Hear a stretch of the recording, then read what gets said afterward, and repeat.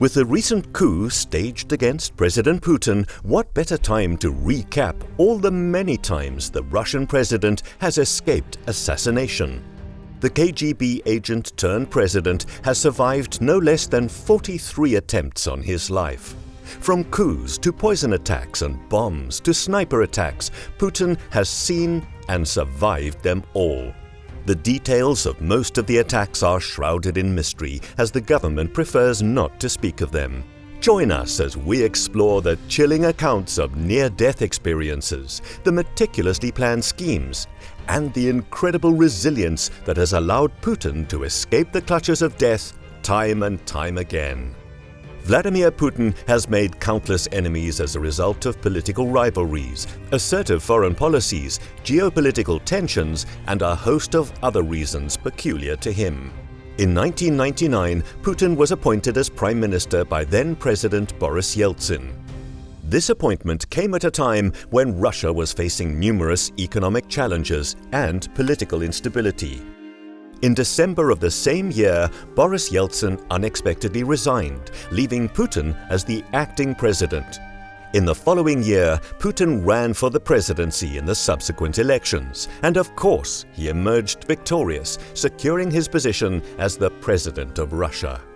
Putin's leadership style emphasizes stability, control, and nationalism, a style that resonates with many Russians, but not all Russians. Hence, the disgruntled many have sought to remove him from his enviable position one way or another. Putin's enemies span all forms of people from different walks of life, from local rebels to United States senators. His enemies have become increasingly desperate and more direct. The first known attempt on Putin's life came during his first year in office. He was attacked while attending the funeral of his mentor and famous Russian politician Anatoly Sobchak in St. Petersburg. This failed attempt didn't derail Putin's enemies. In that same year, the president escaped another assassination attempt. This time, it was at the Yalta Summit of Commonwealth Independent States, and it involved the Chechens. The Chechens are an ethnic group in the Chechen Republic, a federal subject of Russia located in the North Caucasus region. One of the most significant events in their history was the deportation of the Chechen people by Soviet authorities in 1944, during which they were forcibly relocated to Central Asia and Siberia. After the collapse of the Soviet Union, the Chechen Republic declared independence in the early 1990s, leading to conflicts and wars between Chechen separatists and Russian forces. These conflicts, particularly the two Chechen wars of the 1990s and 2000s, resulted in significant casualties and displacement of the population. Unfortunately for the Chechens, their assassination attempt was foiled by security operatives, and at least 4 of them were arrested, at least that's what the report said. The third attempt on Putin was in 2000, far away in Azerbaijan, a former Soviet state. Putin was to visit the country for official matters when his security team apprehended an Iraqi rebel long before Putin even arrived in the country. The Iraqi, who had ties with Afghanistan and Chechen rebel forces, was arrested for possessing explosives meant to kill Putin. The next assassination attempt is the most bizarre, but before we get into that, don't forget to leave a like and subscribe so you never miss out on our exciting videos. 10 months after the Azerbaijan incident, a man known as Alexander Zaitsev drove into the Kremlin demanding an audience with the president. He claimed to be the true president of Russia and was demanding Putin's head. What a sight that must have been! He didn't get past the gates, and he was immediately taken to a hospital for a mental exam. Curiously, Alexander was discharged and allowed to leave, even after he said Putin was a secret Nazi trying to turn Russia into a fascist state. With each passing year, the assassination attempts became frequent and more organized. One time, while Putin was returning to the Kremlin from a trip, a group of men pretending to be road workers were putting up signs along the road Putin uses, but they had not gotten permission to do so. Something was fishy. Putin's security operatives saw through the facade, and after some investigation, they found 40 kilograms of explosives that were set to go off while Putin's motorcade was passing the area. Putin's car was rerouted and the explosives inexplicably vanished an hour later. In 2003, another plotter tried using the same bomb by the side of the road tactic, but you can guess how that went. In 2004, there were claims of a plot to poison Putin during a visit to Ukraine. The following year, Russian security services reportedly foiled a plan to bomb Moscow's Red Square during a Victory Day parade. After the Victory Day parade attempt, Putin sort of got a breather, and he was feeling so good that in 2008 he decided to step down as president so that his friend Dmitry Medvedev would be president. But Putin was still prime minister. Not too long after Medvedev was declared president of Russia, there was another assassination attempt on Putin. As the Prime Minister and President were discussing their plans for Russia, a sniper opened several rounds at them, but they were in the Kremlin, the most heavily guarded place in Russia. The sniper missed and was quickly neutralized by Putin's security operatives before he could cause any real damage. Fast forward to 2012, and Putin was back in his office as president, to the horror of his enemies, especially the Chechens.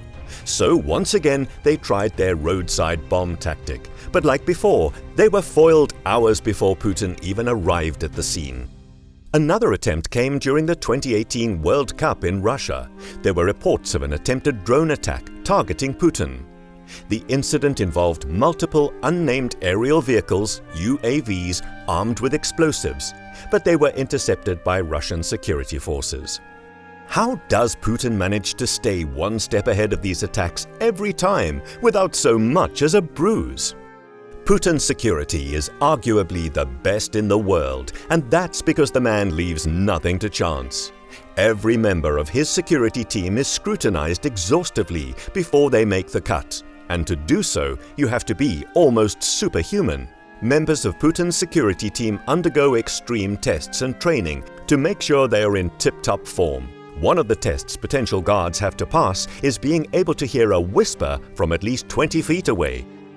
To join Putin's security team, you also have to be a certain height and be able to do things like not sweat in the sun or shiver in the cold. Weird, right? Here's why. When Putin became president, he knew right away that he'd become a target for assassination, so he sought advice from the master of escaping assassination, Fidel Castro. Fidel Castro survived more than 600 assassination attempts. His secret? Being a control freak. Castro told Putin that he controlled everything about his security forces personally. From hiring to firing, they answered to him and only him. Putin took Castro's advice in stride, and it looks like it's working perfectly. Putin has amassed a security team that can stand up to any threat conceivable. To get an idea of just how robust Putin's security is, it has been reported that at least $2 billion from Russia's national budget is spent on the president's security. That sounds about right when all your guards are below the age of 35, can speak multiple languages, and are psychologically trained to perceive a threat long before it becomes an actual threat. Putin's security also has to arrive at a location months before he gets there, just to make sure everything is safe and ready for his arrival.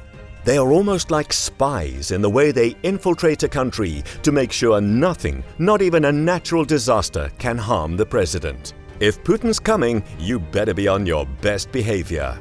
Putin's guards, or musketeers, are equipped with the latest guns, armor, and tech so that nothing prevents them from fulfilling their duties to the best of their abilities. His guards are equipped with pistols capable of firing 40 rounds in a minute. The icing on the cake is the 4-level security team that follows him everywhere he goes. The first level is made up of his visible guards, or musketeers. They're usually dressed in black suits, and you'll see them opening the president's doors or by his side, ready to take a bullet should the need arise. The second level guys are usually dressed in plain clothes to fit in with the crowd. They look out for any suspicious movements in the area and are usually very discreet in their actions. The third level is a group of armed men that stay away from the crowd, ready to jump in if necessary. The last team comprises Putin's snipers. If all else fails, a bullet will pass through any assailant's head before they even know it. What do you think about Putin's security? Too much? For more details on Putin's security team, check out this video on the most heavily guarded presidents in the world.